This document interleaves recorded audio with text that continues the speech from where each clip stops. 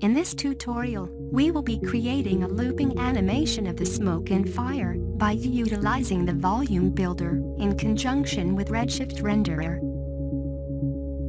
Navigate to the volume menu and create the volume builder.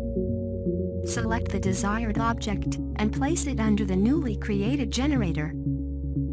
Create a Redshift volume material and assign it to an appropriate object.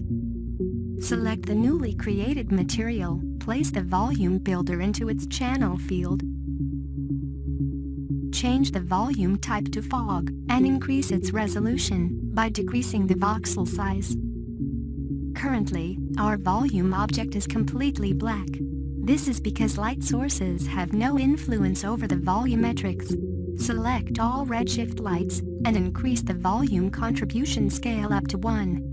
Now our volumetric object is visible for the renderer, and we are able to fine-tune its appearance by making the shader field a child of the volume builder.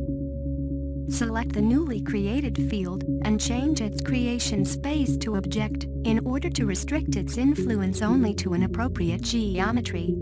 Double-click onto this field object in order to open up its settings and load the noise shader into its shader channel. Open up the newly created shader and change its settings to your liking. A looping animation can be achieved by increasing its animation speed up to 1 and loop period up to 3 seconds. We will see this effect in motion only after enabling the frame option. It is possible to add more visual diversity to the base geometry by utilizing the displacer deformer. Shade it with a white color and restrict its influence to previously created shader field.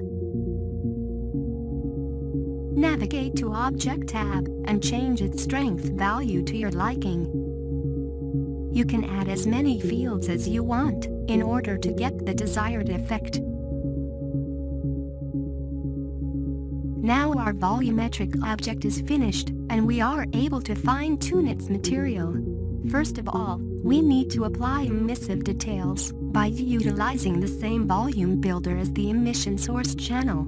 Open up its gradient section and change its colors to your liking.